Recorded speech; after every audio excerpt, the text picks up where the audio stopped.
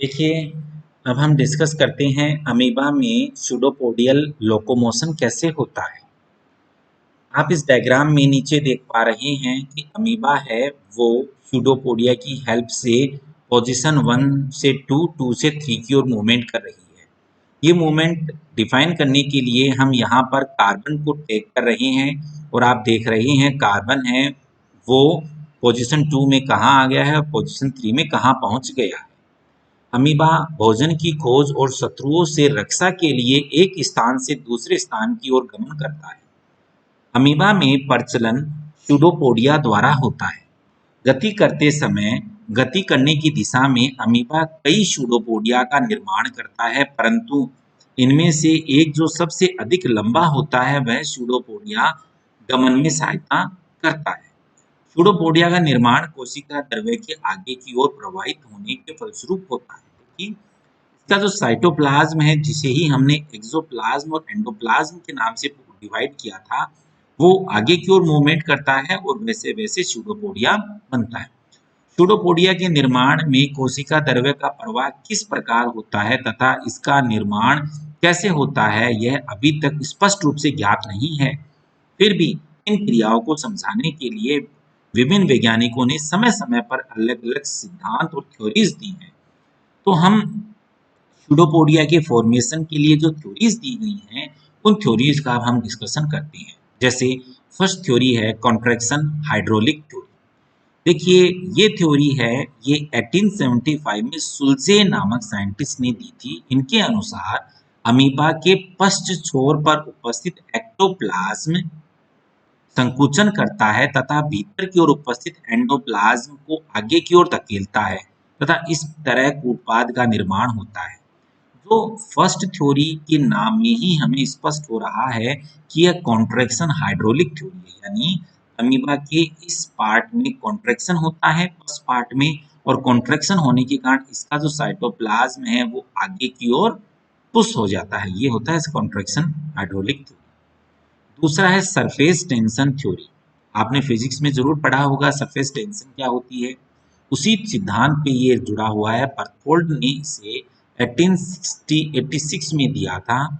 इस मत के अनुसार अमीबा के शरीर के धरातल पर किसी भी स्थान पर पृष्ठ तनाव के कम हो जाने के कारण इस स्थान पर जीवद्रव्य भीतरी दबाव के कारण सूडोपोडिया के रूप में बाहर आता है। यानी सरफेस टेंशन वर्क करता है। अगर सरफेस टेंशन कम हो जाएगा तो वहां का साइटोप्लाज्म उस ओर पंप होगा और सूडोपोडिया बन जाएगा।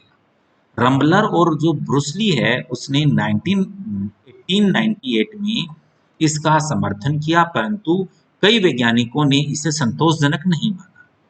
थर्ड जो सिद्धांत है वो रोलिंग मूवमेंट थ्योरी है। देखिए स्टूडेंट्स, रोलिंग मूवमेंट थ्योरी किसने दी, ये परीक्षाओं में कई बार आता है, तो आपको ये याद रखना है कि जेनिंग्स जो साइंटिस्ट है उन्होंने अमीबा के मूवमेंट के लिए सूडोपोडिया फॉर्मेशन के लिए रोलिंग मूवमेंट थ्योरी दी है। 1904 में अमीबा पर कई खोजों के अनुसार यह बताया कि अमीबा की गति किसी धरातल किसी तरल में भरे गोले के लुढ़कने वाली गति के समान होता है। अमीबा में इस प्रकार की गति जीवद्रव्य के चक्कर लगाने के कारण होती है। जेनिंग्स ने निम्नलिखित प्रयोग अपने सिद्धांत के पक्ष में बताए हैं। उन्होंने क्या किया, यदि अमीबा के पृष्ठ तल पर एक कार्बन का कण रखें तो यह कण अमीबा के जीवद्रव्य के साथ साथ पहले आगे की ओर खिसकता जाता है, फिर अगले सिरे पर होते हुए नीचे की ओर घूम जाता है। जैसे जैसे शरीर आगे की ओर लुढ़कता है कार्बन का कण नीचे की ओर फिर पिछले सिरे पर होता हुआ ऊपर की ओर पहुंच जाता है। इस तरह अमीबा लगातार गति करती है। देखो, इसमें रोलिंग मूवमेंट थ्योरी में यही कार्बन का एग्जाम्पल दिया है, ये यहाँ पड़ा है। ये अमीबा रोलिंग मूवमेंट करेगा तो रोल करता हुआ ये मिड में आ गया, फिर आगे चला गया, फिर इधर से होता हुआ इधर आ गया। तो इस तरह से जैसे कोई चीज लुढ़कती हुई आगे बढ़ती है उस तरह से अमीबा में मूवमेंट होता है। फिर आता है कॉन्ट्रैक्शन एंड चलन का सिद्धांत, यानी कॉन्ट्रैक्शन वॉकिंग मूवमेंट थ्योरी। देखिए, 1906 में डेलिंजर ने यह सिद्धांत प्रतिपादित किया है। इसके अनुसार कोशिका द्रव्य में उपस्थित संकुचनशील पदार्थ इस गति के लिए उत्तरदायी होते हैं। अमीबा जिस दिशा में गति करना चाहता है उसी दिशा में एक उत्पाद प्रसारित करता है तथा इसे तरह के साथ इसे सतह के साथ चिपका लेता है। सतह पर टिकते ही संकुचन होता है और पूरा कोशिका द्रव आगे बढ़ जाता है। देखिए, हम जानते हैं कि इस टाइप का जो मूवमेंट है, कॉन्ट्रैक्शन वॉकिंग मूवमेंट है, ये फेगोसाइटिक कोशिकाएं जो डब्ल्यूबीसी फेगोसाइटोसिस करती हैं, वो भी इस तरह का मूवमेंट शो करती हैं। तो इसमें अमीबा आप देख रहे हैं कि कोई जो ऑब्जेक्ट है उसके ऊपर आगे बढ़ रही है, फिर ये यहाँ पर टच हो रही है सरफेस के ऊपर, फिर ये पीछे से अपने आप को कॉन्ट्रैक्ट कर लेगी। इस तरह से ये सरक सरक के संकुचन और चलन के द्वारा मूवमेंट करती है। इस प्रकार बार बार कूटपाद बनते हैं, अमीबा आगे बढ़ता जाता है। देखने में ऐसा लगता है कि अमीबा अपनी टांग की तरह कूटपाद पर चल रही है। अब आता है सोल जेल थ्योरी। देखिए, अमीबा के मूवमेंट की, सूडोपोडियल मूवमेंट की ये सबसे प्रचलित थ्योरी है। इसे ही हम सोल जेल थ्योरी कहते हैं। अमीबा के प्रचलन के बारे में उपरोक्त सभी सिद्धांतों में से यह सिद्धांत सर्वमान्य है। इस सिद्धांत का सर्वप्रथम प्रतिपादन हाइमन ने सन 1917 में किया था। पेंटीन व मास्ट ने भी इस सिद्धांत का समर्थन किया। इस सिद्धांत के अनुसार अमीबा में गति कोशिका द्रव्य के गाढ़ेपन में परिवर्तन के कारण होता है। देखिए, एक तो पोजीशन होती है किसी भी लिक्विड की सोल, एक होती है जेल। सोल यानी सॉल्यूशन फॉर्म, जेल यानी थोड़ा सा म्यूकसी, थोड़ा सा गाढ़ा फॉर्म। यह सिद्धांत जीव द्रव्य के स्वतः सोल जेल में परिवर्तन के सिद्धांत पर आधारित है। सोल जेल परिवर्तन सिद्धांत के अनुसार अमीबा में प्रचलन को निम्न 4 पदों में समझाया जा सकता है। पहले पद में अमीबा के शरीर में पाई जाने वाली सबसे बाहरी झिल्ली प्लाज्मा लेमा आधार पर चिपक जाती है। देखिए, आप इस डायग्राम में देखेंगे सोल जेल में, पहले आप इस डायग्राम को समझिए। ये अमीबा का डायग्राम है। आप जानते हैं अमीबा यूनिसेल्यूलर होता है, उसमें एक ही कोशिका पाई जाती है और ये इसका न्यूक्लियस है। ये यूकैरियोटिक सेल होती है, तो इसमें डिफाइंड न्यूक्लियस होता है। इसमें बाहर की ओर आप देख रहे हैं ये एक्टोप्लाज्म नजर आ रहा है। अंदर की ओर आपको ट्रांसपेरेंट फॉर्म में यहाँ पर एंडोप्लाज्म नजर आ रहा है। ये फूड वैक्यूलीज होती हैं और ये आप देखिए, ये इसमें जो जो सॉल्यूशन फॉर्म में विदाउट डॉटेड फॉर्म में नजर आ रहा है, ये प्लाज्मा सोल है।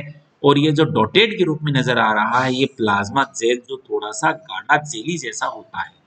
और ये प्लाज्मा लेमा है जो इन सबको कवर किए हुए है। और ये हाइलिन कैप है और ये रीजन ऑफ जिलेशन है। और ये लोबोपोडिया, लोबोपोडिया जिस ओर से ये अपना सूडोपोडिया बनाती है और मूवमेंट करती है। अब हम इसको थ्योरेटिकली पहले देख लेते हैं। तो अमीबा जब मूवमेंट करेगा तो सबसे पहले वो अपनी प्लाज्मा लेमा से किसी धरातल पर चिपकेगा। दूसरे पद में अमीबा में उपस्थित प्लाज्मा सोल गति की दिशा में बहने लगता है।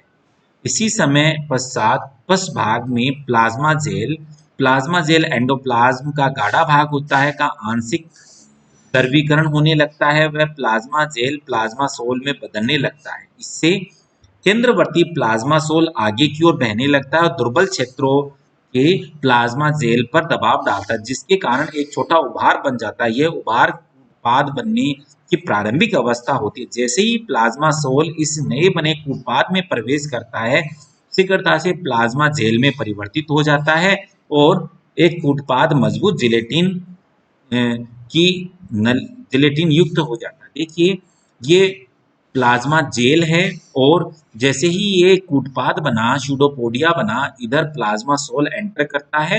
एंटर करते ही यहाँ पर आकर के प्लाज्मा सोल प्लाज्मा जेल में चेंज हो जाता है और प्लाज्मा जेल में चेंज हो जाता है और वहां जाकर के ये सूडोपोडिया को स्ट्रॉन्ग बना देता है।